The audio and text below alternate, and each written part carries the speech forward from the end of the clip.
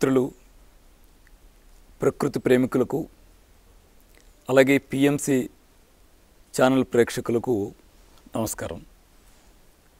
మిత్రులారా, ఆరోగ్యాభిలాషులారా, వివిధ రకాల సమస్యలు, ఆరోగ్య సమస్యలు మనల్ని వేధిస్తూ ఉన్నప్పుడు వాటికి పరిష్కారాలు ఎలా అని ఎతుకుతూ ఉంటాం. ఈ ఎతికే క్రమంలో తక్షణం రిలీఫ్ ఇచ్చేటువంటి అంశాలుగా మన సమాజంలో అనేక రకాల మందుల్ని మనం తయారు చేసుకుని ఉన్నాం, వాడుతూ ఉన్నాం. అయితే కొన్ని రకాల జబ్బులు జీవితాంతం వదలని సమస్యలుగా ఉన్నాయి కదా. వాటిలో ప్రధానంగా షుగర్ లాంటివి, షుగరు, బీపీ, థైరాయిడ్, ఇలా సోరియాసిస్, చాలా రకాల సమస్యలు లైఫ్ లాంగ్ సమస్యలుగా ఉన్నాయి. వీటిలో ఈరోజు మనం షుగర్ సమస్యని తగ్గించుకోవడం ఎలా, ఇంట్లో ఉన్న వనరులతో మన ఇల్లు ఆసుపత్రిగా, మన వంటగది మందుల షాపుగా, మనం తినే ఆహారం మందుగా మనం షుగర్ని తగ్గించుకోగలిగే అవకాశాలు మనకున్నాయా, ఉంటే అవి ఏమిటి అని పరిశీలించే ప్రయత్నం చేద్దాం. అయితే ఇప్పటికే ఆధునిక సమాజంలో మనం ఉన్నప్పటికీ, బాగా హెల్త్ సైన్స్ అభివృద్ధి చెందిన సమాజంలో మనం ఉన్నప్పటికీ మనకు ఏమి వినిపిస్తూ ఉంటుంది, ఏ అవగాహనతో ఉంటామంటే షుగర్ ఒకసారి వస్తే లైఫ్ అంతా తగ్గదు అనేది సైన్స్ లాగా మనకు అలవాటైపోయింది.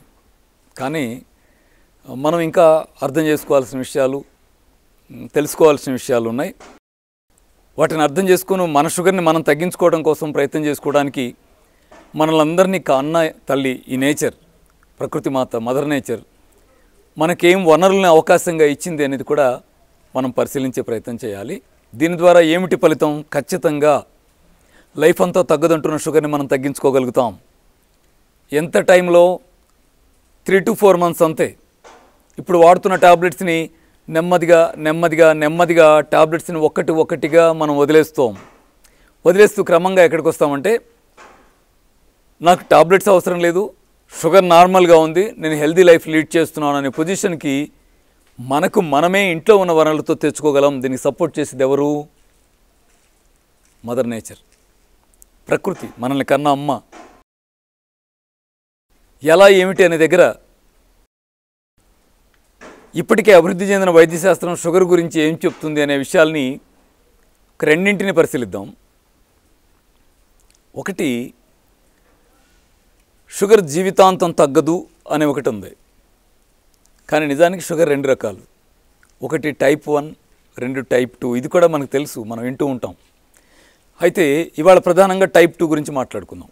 టైప్ 1 అనేది ప్యాంక్రియాస్లో బీటా సెల్స్ ఇన్సులిన్ ఉత్పత్తి చేయనప్పుడు, ఇన్సులిన్ ఉత్పత్తి పూర్తిగా ఆగిపోయిన సందర్భంలో వచ్చేటువంటి ఒక ప్రత్యేక తరహా షుగర్ జబ్బది. అది ఏ 1000 మందిలో ఒకరికో ఉంటూ ఉంది. ప్రధానంగా పిల్లల్లో వచ్చే వ్యాధిగా ఉంది. ఎందుకు వస్తుంది, ఏమిటి, మరొకసారి ఖచ్చితంగా మాట్లాడదాం. దానికి ఇన్సులిన్ వాడటం తప్ప మరొక మార్గం కూడా లేని పొజిషన్. అలా కాకుండా ప్రతి 100 మంది షుగర్ పేషెంట్స్లోనూ 99 మంది కంటే ఎక్కువ, అంటే 1000 మందిలో ఒకళ్ళేమో టైప్ 1 ఉంది, మిగతా వాళ్ళంతా 1000కి 999 మంది షుగర్ పేషెంట్స్ కూడా టైప్ 2 షుగర్ పేషెంట్సే. మరి టైప్ 2 ఏమిటి? ఇది జీవితాంతం తగ్గని జబ్బు కాదు.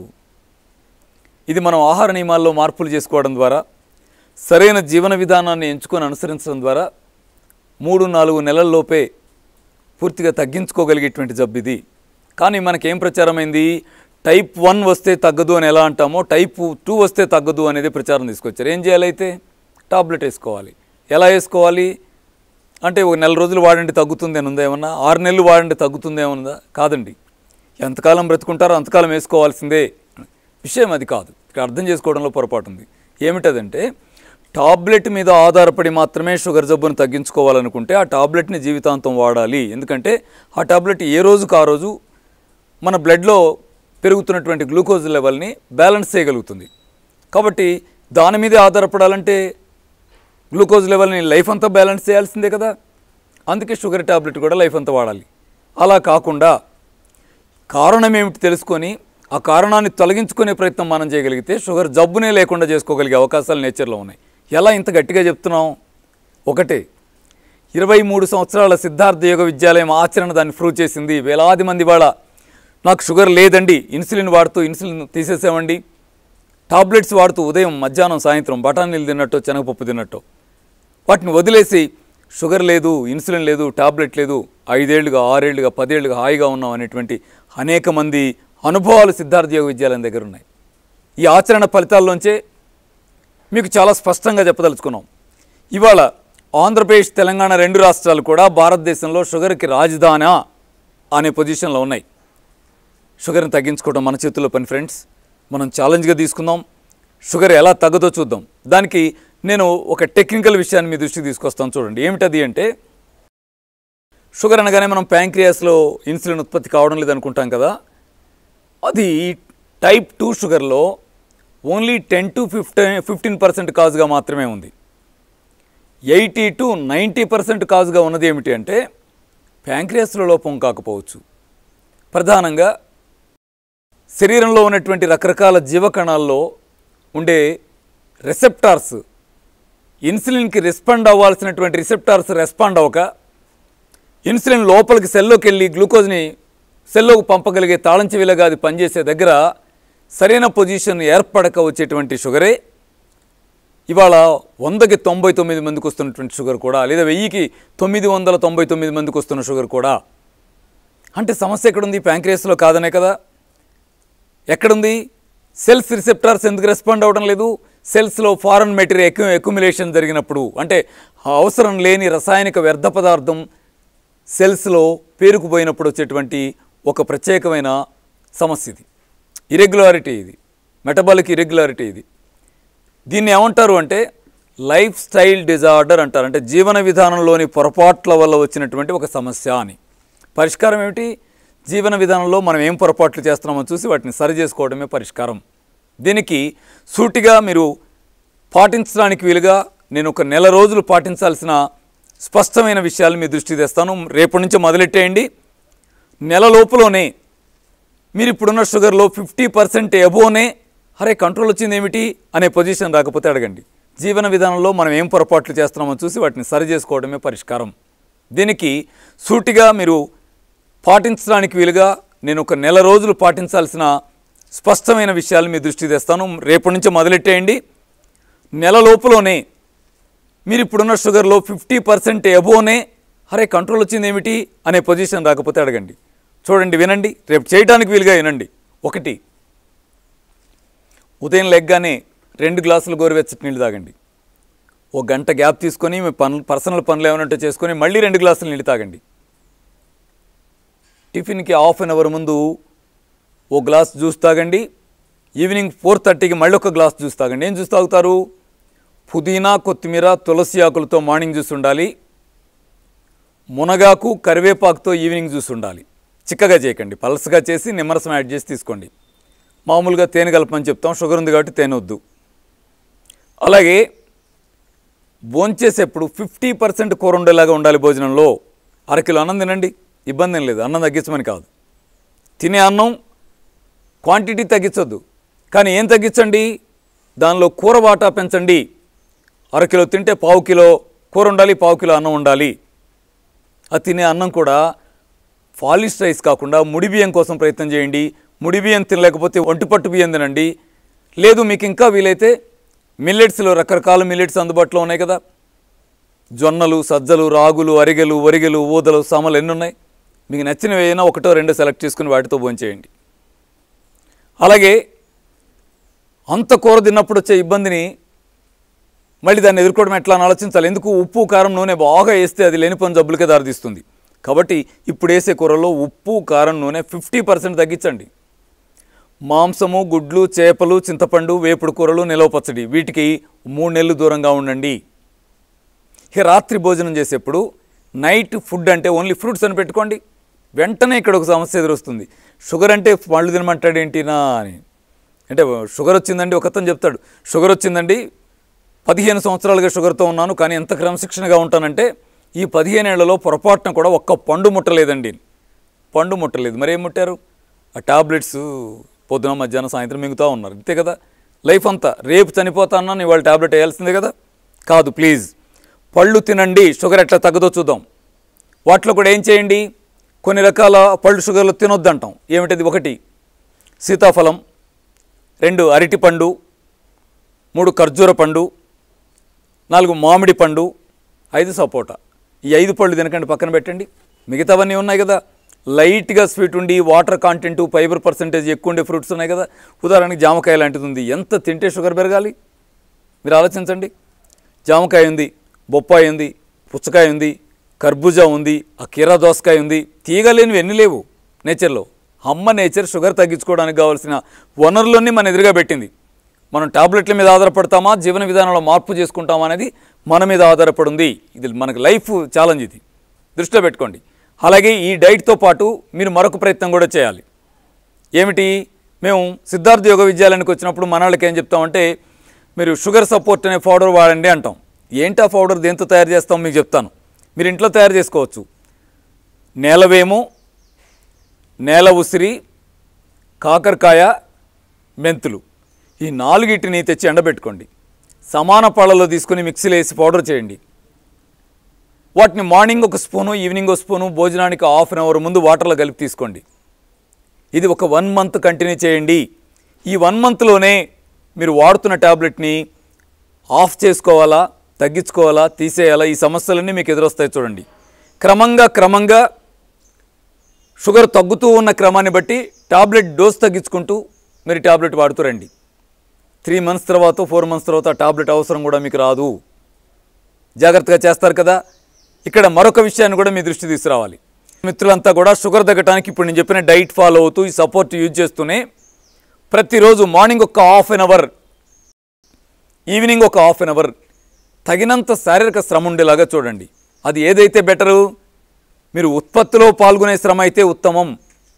ప్రకృతి మీద, మట్టి మీద, నీళ్లలో ఆధారపడి అమ్మ నేచర్లో పనిచేస్తూ తినటానికి కావలసిన ఆకుకూరలో, కూరగాయలో, ఇంకా ఏమేమి ఉత్పత్తులు కావాలో వాటిని పండిస్తూ శ్రమ చేస్తారు. చాలా మంచి విషయం. ఒకవేళ ఆ వృత్తిలో మీరు లేకపోయి ఉంటే పోనీ వాకింగ్ చేయండి, లేదా ఈత కొట్టండి, లేదా ఎక్సర్సైజ్ చేయండి. అన్నిటికంటే అత్యంత ఉత్తమమైనటువంటి పద్ధతి రోజు 1 గంట యోగా చేయండి. షుగర్ని తరిమి కొట్టడం మన చేతుల్లో పని. మిత్రులారా, మన ఆరోగ్యాన్ని ఎవరి చేతులన్నా పెట్టకండి. ఎవరన్నా తగ్గిస్తారని చూడకండి. షుగర్ వచ్చిన తర్వాత షుగర్ వచ్చింది, తర్వాత బీపీ రాలేదా? షుగరు బీపీ కంటిన్యూ అయ్యి తర్వాత కిడ్నీ ఫెయిల్యూర్ రాలేదా? అంటే ఎన్ని అనుబంధ సమస్యలు ఉన్నాయి. షుగర్ వ్యాధి అంటే జబ్బులకి అక్షయ పాత్ర అంటారు. దాన్ని వదిలించుకుందామా, ఉంచుకుందామా? ప్లీజ్, ఒకవేళ పళ్ళు తింటాక మీకు ధైర్యం చాలకపోతే నైట్ పోనీ చపాతీ లేదా పుల్కా తీసుకొని ½ కిలో కూర తీసుకోండి, ఉప్పు కారం నూనె తగ్గించేసి తినండి. ఎక్కువ కూర తినండి. చపాతీ ఎలా ఉండాలంటే, కూర తినటం కోసమే చపాతీ తుంపామా అన్నట్టుగా ఉండాలి. చిన్న రొట్టె ముక్క తుంపితే ఇంత కూర పట్టుకోవడానికి వీలుగా కవర్లాగా వాడామా అన్నట్టుగా ఉండాలి. మనల్ని పీడిస్తున్న అనేక రకాల అనారోగ్య సమస్యల్లో ఒకటిగా చాలామందిని ఇబ్బంది ఉన్న సమస్య ఫిస్టులా. ఫిస్టులా అనగానే దాంతో వచ్చే ఇబ్బందులన్నీ అది భరించే వాళ్ళందరికీ తెలుసు. నేను ఆ వివరాల్లోకి వెళ్ళడం అవసరం లేదు. చాలా నెలలుగా బాధిస్తూ ఉంటుంది, అప్పుడప్పుడు తగ్గుతూ ఉంటుంది, మళ్ళీ మొదలవుతూ ఉంటుంది. దానివల్ల వచ్చే ఇబ్బందులన్నీ మీకు తెలుసు. ఇది ఎక్కడైనా కూర్చోవాలంటే రిస్క్, ప్యాంటుకి తడుంటుతూ ఉంటుంది, ఇది చాలా ఇబ్బందిగా ఉంటుంది. ఆ ఇబ్బందులోకి వెళ్ళడం లేదు. ఆ ఇబ్బంది అంతా భరిస్తున్నారు కదా. ఇబ్బందిని తగ్గించుకోవడానికి మదర్ నేచర్ ఏదైనా సులువైన మార్గాలు ఇచ్చిందా మనకి అనేది పరిశీలించే ప్రయత్నం చేద్దాం. ఎందుకంటున్నానంటే, మదర్ నేచర్ని అది ఇచ్చినటువంటి పరిష్కారాలని పాటించకపోతే మరొకటి ఏదైనా ఉంది అంటే రెండు ఎదురుగా ఉన్నాయి. ఇప్పటికి అవన్నీ చేస్తూ ఉన్నాం. ఒకటి టాబ్లెట్స్ వేసుకోవడం, యాంటీబయాటిక్స్ వేసుకుంటున్నారు కదా. మరి యాంటీబయాటిక్స్ వేసుకున్నారు, తగ్గిందా? తగ్గలేదే. తగ్గినట్టు అనిపించి మళ్ళీ ఎంత బాధ ఇది, ఏం నరకం ఇది, అవసరమా? అవసరం లేదు అనిపించినప్పుడు మళ్ళీ సలహా ఏమొస్తుంది? ఆపరేషన్ చేద్దామండి, ఎందుకు మందులు వాడి ఎంతకాలం బాధపడతారు, ఆపరేషన్ చేద్దాం అంటున్నారా లేదా? పోనీ ఆపరేషన్ చేయించారు, ఫిస్టులా తగ్గిందా? సిద్ధార్థ యోగ విద్యాలయానికి ఎంతమందో ఆపరేషన్ అయిపోయి 1 సారి 2 సార్లు కూడా ఆపరేషన్ చేయించుకొని పరిష్కారం ఏమైనా ఉందండి నేను సలహా కోసం వస్తూ ఉంటారు. మనం చేస్తున్న పొరపాటు ఒక్కటే, అమ్మని, మదర్ నేచర్ని, మనల్ని సృష్టించినటువంటి మదర్ నేచర్ని అనుసరించి జీవించడాన్ని మనం మిస్ అయ్యి ఎక్కడైతే కాస్త ప్రకృతికి విరుద్ధంగా వెళుతున్నామో అక్కడే జబ్బులు వస్తూ ఉన్నాయి. ఏ జబ్బుకైనా ఒకటే పరిష్కారం, నేచర్కి దగ్గరగా రావడమే. అంటే నేచర్కి దగ్గరికి రావడమే అంటే ఫిస్టులో కూడా తగ్గిపోతుందా? ఏం చెప్తావు అంటే, పళ్ళు తిను నీళ్ళు తాగంటావు, ఫిస్టులో తగ్గుతుందా? అంటారా? అవును, తగ్గుతుంది, తగ్గి తీరుతుంది. తగ్గుతుంది కాదు, తగ్గుతుంది అంతే. ఫ్రెండ్, బాధపడకు, ఇబ్బంది పడకు, తగ్గి తీరుతుంది ఫిస్టులా. ఎన్నాళ్ళు బాధ, ఈ కష్టం, అది చూసి చూసి ఇబ్బంది పడి ఆపరేషన్ చేయించుకున్న మిత్రుల అనుభవాలు నాకు ఎంత బాధాకరంగానో ఐడియా ఉన్నాయి. ఎందుకు? ఒకసారి ఆపరేషన్ చేస్తారు, మళ్ళీ ఇంకో చోట వస్తుంది, రంధ్రం వేస్తుంది. ఏమిటి ఇక్కడ అసలు లాజిక్ మనం అర్థం చేసుకోవాలి. ఎందుకంటే మనమేమి 100 ఏళ్ల వెనకలేము, ఇవాళ ఉన్నాం. హెల్త్ సైన్స్ బాగా అభివృద్ధి చెందిన సమాజంలో జీవిస్తూ ఉన్నాం. ఇది మన అదృష్టం. ఆధునిక వైద్యశాస్త్రం ఏం చెప్తుందంటే ఫిస్టులా అనేది జబ్బు కాదు అని చాలా క్లియర్గా చెప్తూ ఉంది. మరి ఏమిటది? ఏమిటంటే ఎవరి శరీరాల్లో అయితే శరీరానికి అవసరం లేని రసాయనిక వ్యర్థం పేరుకుపోయి ఉంటుందో దాన్ని వదిలించాల్సిన సహజమైన విసర్జక అవయవాలు తమ డ్యూటీ తమ సరిగా చేయకపోతే, ఉదాహరణకి నీళ్ళు సరిగా తాగం, యూరిన్ ఎల్లోగా వస్తుంది, యూరిన్ ద్వారా వెళ్ళిపోవాల్సిన రసాయనిక మలినాలన్నీ బాడీలో స్టోర్ అవుతూ ఉంటాయి. 2, శరీరంలో అతిపెద్ద విసర్జక అవయవం చర్మం. చర్మంలో ఎప్పటికప్పుడు చెమట పడుతూ వేస్ట్ బయటికి వెళ్ళిపోవాలి, మురికంతా బయటికి వెళ్ళిపోవాలి, లోపల ఉన్న మురికి. కానీ మనకి చెమటలు పట్టవు. ఎప్పుడో కరెంటు పోతేనో, ఎప్పుడో ఏసీ బంద్ అయితేనో, ఎప్పుడో ఎండాకాలం వస్తేనో తప్ప పొరపాటున కూడా చెమట రాదు. పైగా ఎప్పుడైనా చెమట వస్తే ఎలా ఉంటుందంటే, చీచీ చెమట పోస్తుంది, అయ్యో చెమట పోస్తుంది, ఆ ఖర్చు తీసి తుడుచుకుందామా అయ్యో అని కంగారేస్తుంది. అసలు విషయం ఏమిటి? ప్రతిరోజు శరీరానికి చెమట రావాలి. చెమట ద్వారా చాలా మురికి బయటికి వెళ్ళిపోతుంది. మీరు గమనించండి, మనం షర్ట్ వేసుకుంటాం, లోపల బనీన్ వేస్తాం, సాయంత్రానికి మట్టి పట్టినట్టుగా అయిపోయింది లోపల అంటాం. ఎక్కడి నుంచి వచ్చింది? బయట నుంచి వచ్చి పడింది. అదేమన్నా మురికి? ఆ మురికంతా లోపల నుంచి వచ్చిందే కదా. కాబట్టి శరీరంలో ప్రధానంగా మురికంతా ఎక్కడుంది? ఇటు నుంచి లోపలికి పంపిస్తున్న ఆహారం లోపలికి వెళ్ళి అనవసర వ్యర్థంగా పిప్పిగా ఉన్నది ఏదన్నా ఉంటే అది బయటికి రావాల్సి ఉంది. ప్రధానమైనటువంటి అనారోగ్యకారకమైన మురికంతా ఎక్కడుంది? లోపలే ఉంది. దాన్ని ఎలిమినేట్ చేసేటువంటి ఒక పెద్ద విసర్జకవయం ఎవరు? చర్మం. చెమట రావడం లేదు సరిగా, రసాయనిక వ్యర్థం లోపల స్టోర్ అయిపోతుంది. మరొక మాట చెప్పనా, మోషన్ ఫ్రీగా ఉండాలి. కానీ ఎంతమందో మోషన్ ఇబ్బంది ఉండి బాధపడుతూ ఉంటారు. దాని జోలికి వెళ్ళడం లేదు. పర్సనల్గా వాళ్ళ ఇబ్బందులు వాళ్ళకు ఉంటాయి, కానీ చెప్పుకోం. ఇది దీర్ఘకాలం కొనసాగితే కూడా వచ్చేటువంటి ఒక సమస్య ఏంటంటే శరీరంలో అనవసరపు రసాయనిక మలినం పేరుకుపోవడమే. వీటన్నిటి ఫలితం ఏమవుతుంది అంటే యూరిన్ సరిగా రాక, ఒంటికి చెమట సరిగా రాక, మోషన్ ఫ్రీగా రాక, ఇలాంటి చిన్న చిన్న విషయాలు దీర్ఘకాలం కొనసాగుతున్నప్పుడు ఆరోగ్యకరమైన శరీరం ఏం చేస్తుందంటే ఒక డెసిషన్ తీసుకుంటుంది. ఓహో, ఇప్పటికే ఉన్న విసర్జక అవయవాల వల్ల క్లియర్ కావడం లేదు ఈయన శరీరం, ఈయన రక్షించాలంటే ఏం చేయాలి అని కృత్రిమంగా మరొక మార్గాన్ని శరీరమే వేసుకుంటుంది రక్షించడం కోసం. గుడ్డిలో మెల్ల లాంటిది ఇది. మనల్ని రక్షించడం కోసం మన శరీరమే ఒక కృత్రిమంగా నరువుని ప్రిపేర్ చేసి ఒక ప్లేస్లో బయటికి ఓపెన్ చేస్తుంది. ఆ ఓపెన్ అయిన ప్లేస్లోంచి, ఆ రంధ్రంలోంచి చీము, ఆ వేస్ట్ అంతా కూడా బయటకు వెళ్ళిపోతూ ఉంటుంది. మనం ఏం చేస్తాం? అరే చచ్చా, ఇక్కడేంటి ఇట్లా కారిపోతుంది చీమంతా అని దాన్ని మూయడానికి యాంటీబయాటిక్ వేస్తే మూద్దామా, లేదా ఆపరేషన్ చేసి కుట్లేద్దామా అని ప్రయత్నం చేస్తాం. దానివల్ల ఫలితం ఏమొస్తుంది అని అంటే, వేస్ట్ వెళ్ళిపోయే దారిని నువ్వు బలవంతాన మూత మూస్తే, పైపుని ఇలా గట్టిగా తొక్కిపడితే పైపులో వాటర్ ఒత్తిడిగా అయిపోతుంది, రేపు ఇంకో చోట రంధ్రం పడిపోతుంది, పంచర్ అవుతుంది. కానీ వేస్ట్ బయటకు వెళ్ళిపోతుందా? క్లీన్ అవుతుందా? కాదు కదా. అందుకే ఆపరేషన్ పరిష్కారంగా లేకపోవడానికి కారణం ఇదే. కాబట్టి దీనికి ఆపరేషన్ కాదు పరిష్కారం. ఏది? శరీరంలో వేస్ట్ పేరుకుపోకుండా చూసుకోవడం. అప్పుడు ఏమవుతుంది? మీరు ఒక రంధ్రానికి ఆపరేషన్ చేయించడం మనీ 4 రంధ్రాలు పట్టడం కాదు. దీంట్లో ఇంకొక బాధాకరమైన అంశం కూడా చెప్పాలి. వస్తున్న పేషెంట్స్ అనుభవాలు వింటూ ఉంటే బయటికి ఏమనలేం, కానీ లోపల నలిగిపోతామండి. ఎందుకు? ఫిస్ట్లో వచ్చిందని ఆపరేషన్ చేస్తారు, బాడీ ఏం చేస్తుంది? సున్నితమైన అవయవాల్లోకి రంధ్రాలు వేసేస్తుంది. ఇప్పుడు నేను మాట్లాడుతుంటే అట్లాంటి కష్టం మీకు ఎవరికైనా ఉండుంటే వెంటనే మీకు ఎంత కష్టంగా బాధగా అనిపిస్తుందో నాకు తెలుసు. ఇది మీదేమో వ్యక్తిగత అనుభవం, మీకు ఎంత కష్టంగా ఉంటుంది. ఆపరేషన్లు ఇబ్బందే, ఆ జీవితం ఇబ్బందే. అలాంటి పొజిషన్ ఎందుకు వస్తుంది? సరైన మెథడ్ ద్వారా ఫిస్టులాను తగ్గించుకోవడం అనే వైపు కాకుండా ఈజీగా ఆపరేషన్ చేసి మూసేయడం ఎలా అనే వైపు పెడుతున్నాం. డబ్బులు వదిలించుకుంటున్నాం, ఆరోగ్యం పాటు చేసుకుంటున్నాం. కాదు, ఒక ప్రయత్నం చేయండి. చిన్న ఫార్ములా చెప్తాను చూడండి. 3 నెలల్లో అడ్రస్ లేకుండా పోతుంది సమస్య. 1 నెల పాటించండి. నెల రోజుల్లో ఫలితం వస్తేనే ఇంకో 2 నెలలు చేద్దురు. కానీ ఏం చేయాలి ఫిస్టులాకి అంటే, చేయాల్సిన పనులు, చేయకూడని పనులని 2 రకాలు ఉంటాయి. చేయాల్సిన పనులు 2. ఒక రోజులో కనీసం 3-3.5 లీటర్లకి తక్కువ లేకుండా నీళ్లు బాగా తాగండి. నీళ్లు తాగితే ఫిస్టులా తగ్గుద్ది చూడండి, ఎంత అద్భుతమో. 3-3.5 లీటర్లకు తక్కువ లేకుండా నీళ్లు తాగండి. నీళ్లు తాగేప్పుడు కూడా పొట్ట ఖాళీగా ఉన్న టైంలో మాత్రమే కాస్త ఎక్కువ నీళ్లు తాగే ప్రయత్నం చేయండి. ఆహారం తీసుకున్న తర్వాత గంటకో గ్లాస్ మాత్రమే తీసుకోండి.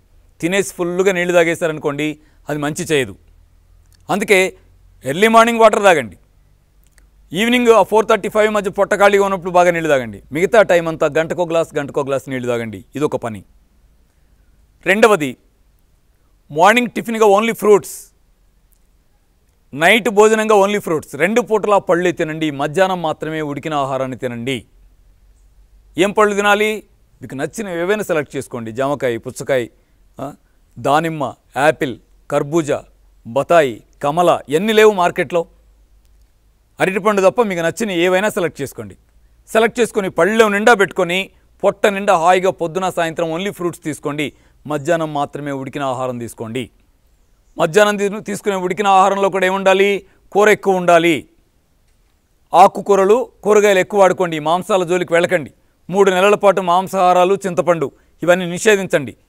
అవసరమైతే మజ్జిగ సపోర్ట్ తీసుకోండి, పాలు తాకండి. ఈ రకమైనటువంటి ప్రయత్నాన్ని మీరు చేస్తూరండి. ఇంకా కొంచెం మీరు ఆహార నియమాలు పాటిస్తూ కాస్త కష్టమైనా భరించగలిగేటువంటి ఓపిక మీకుంటే, మానసిక స్థైర్యం కానీ శారీరక దృఢత్వం కానీ మీకుంటే, మరొక పని కూడా ఏం చేయొచ్చంటే, మీరు ఒక 3 రోజుల పాటు పూర్తిగా 3 పూటల ఫ్రూట్స్లో ఉండండి. మధ్యలో ఒక్కరోజు జ్యూస్ ఫాస్టింగ్ చేయండి. మళ్ళీ ఆ తర్వాత 3 రోజులు పూర్తిగా ఫ్రూట్ ఫాస్టింగ్లో ఉండండి. ఫ్రూట్ ఫాస్టింగ్ అంటే పొద్దున టిఫిన్గా పళ్ళు, మధ్యాహ్నం భోజనంగా పళ్ళు, రాత్రి భోజనంగా పళ్ళు తినమంటున్నాను 3 రోజులు. మధ్యలో జ్యూస్ ఫాస్టింగ్ తర్వాత కూడా 3 డేస్ అలాగే చేయమంటున్నాను. ఈ జ్యూస్ ఫాస్టింగ్ ఏంటి? జ్యూస్ ఫాస్టింగ్ ఏంటంటే, ఉదయం లేచిన దగ్గర నుంచి సాయంత్రం వరకు తాగే నీళ్లు తాగుతూనే మీరు ఎవ్రీ 2 అవర్స్కి 1 గ్లాస్ చొప్పున జ్యూస్ తాగాలి. ఒక రోజు మొత్తం మీద సుమారు 8 గ్లాసుల జ్యూస్ అవుతుందండి. ఏం జ్యూస్ తాగాలి? పుదీనా, కొత్తిమీర, తులసాకు జ్యూస్ తాగండి. మునగాకు, కరివేపాకు జ్యూస్ తాగండి.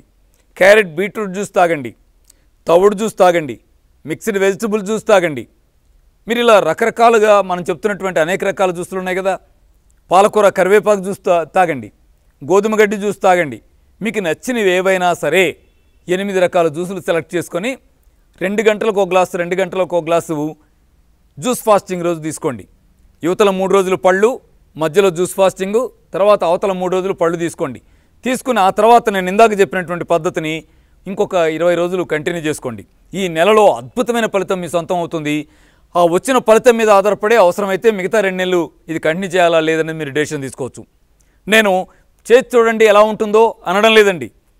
చాలా నమ్మకంగా, విశ్వాసంతో మాట్లాడుతున్నాను. ఎందుకంటే అనేక వందల మంది ఈ పద్ధతి పాటించి బాగుపడి వచ్చిన వాళ్ళ అనుభవాల నుంచే మీకు దీన్ని సిద్ధార్థ యోగ విద్యాలయం మీ దృష్టి వస్తూ ఉంది. పాటించండి, ఫలితాలు మన సొంతం అవుతాయి. ఖచ్చితంగా మన ఆరోగ్యాన్ని మన చేతుల్లోకి తీసుకునే వాళ్ళం అవుతాం.